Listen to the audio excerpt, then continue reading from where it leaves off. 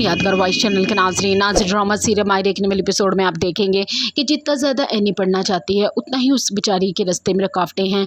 पहले उसकी शादी कर दी गई छोटी सी उम्र में और अब उस पर घरेलू जिम्मेदारियां और अब बच्चा भी हो गया। अब दूसरी तरफ पहले दादी जिंदा थी तो एनी को पढ़ने नहीं देती थी और अब फ़ाखिर की माँ भी दादी जैसी बन चुकी है। वो भी अब एनी चाहती नहीं कि एनी पढ़ लिख कर कुछ बन जाए, क्योंकि उसे पता है कि एनी फ़ाखिर से ज़्यादा पढ़ाई में लायक फ़ाइक है और अगर ये पढ़ लिख गई तो ये किसी मुकाम पे पहुंच गई तो किसी काबिल हो जाएगी और फ़ाखिर से आगे निकल जाएगी। और फ़ाखिर जो पढ़ाई में भी अच्छा नहीं है और उसके मुस्तकबिल का भी कुछ पता नहीं है, फिर दुनिया क्या कहेगी कि बीवी इतना ज़्यादा पढ़ लिख के किसी काबिल भी हो गई और कमाने भी लग गई और शोहर किसी काबिल नहीं है। इसीलिए वो अब एनी की पढ़ाई के रास्ते में रुकावटें पैदा कर रही है। एनी स्कूल जाने के लिए रेडी होगी क्योंकि उसकी सास कहेगी कि तुम ऐसा क्यों नहीं करती कि प्राइवेट ही पढ़ लो। उस पर वो कहेगी कि बताइए माँ आप कैसी बातें कर रही है, अगर मैं प्राइवेट पढ़ूंगी तो मैं अपने पसंद के सब्जेक्ट नहीं पढ़ सकूंगी, मुझे साइंस में पढ़ना है, आगे कुछ बनना है।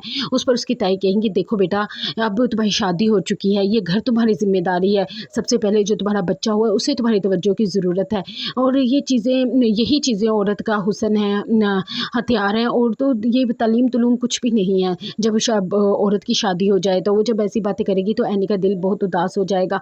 और जब वो कमरे में जाएगी और अपना बच्चा रोते हुए देखेगी तो बच्चा उठाएगी तो साथ ही उसकी माँ आयशा उसे रोक देगी कि स्कूल जा रही थी ना, स्कूल नहीं गई। तो वो अपनी माँ को कहेंगी कि ताई अम्मा ने मुझे रोक दिया है कि स्कूल नहीं जाना, बच्चे को देखो, बच्चे को पालो। उस पर आयशा कहेगी नहीं यानी तो औरत के लिए तालीम कितनी ज़रूरी है मुझे अच्छे से अंदाज़ा हो चुका है। देखो मेरे पास कोई हुनर नहीं है और ना ही मेरे पास तालीम जैसा जेवर है और मैं सिर्फ घर की नौकरानी ही बनकर रह गई हूँ। और तुम अपनी ताई को देखो, वो आज ऑफिस जाती है, तुम ऐसी उनकी बातों पर ध्यान मत दो, अपनी पढ़ाई पर तवज्जो दो, अपने शौहर से बात करो। जब वो इजाज़त दे रहा है तुम्हें किसी की ज़रूरत नहीं है सुनने की, तो वो एनी को हौसला देगी। दूसरी तरफ फ़ाखिर और उसकी माँ ने हबीब को ऑफिस रख तो लिया होगा लेकिन उसको ज़्यादा अहमियत नहीं देंगे। जो हबीब को अपनी इंसल्ट जिसकी वजह से महसूस होगी और वो अपनी बीवी से रहीला से कहेगा कि सिर्फ वो फ़ाखिर और भाभी ने मुझे सिर्फ दिखावे के लिए ही ऑफिस में रखा है, वैसे मेरी कोई अहमियत नहीं है। दूसरी तरफ रहीला हबीब की बीवी जो इस घर में कदम ही उसने इसलिए रखा था कि वो आहिस्ता आहिस्ता सबको साइड पर लगा दे और आयशा को भी तलाक दिलवा दे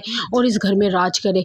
अब उसने पहले दादी का तो रास्ता साफ़ कर दिया है, अब वो सोचेगी कि इस घर में उसके बाद किस का पत्ता कटना चाहिए। तो उसके दिमाग में आएगा कि इस घर में अगर कोई हबीब के सबसे ज़्यादा ख़िलाफ़ है तो उसकी बहन साइका है। अब उसे इस घर से निकालने की वो फुल प्लानिंग करेगी।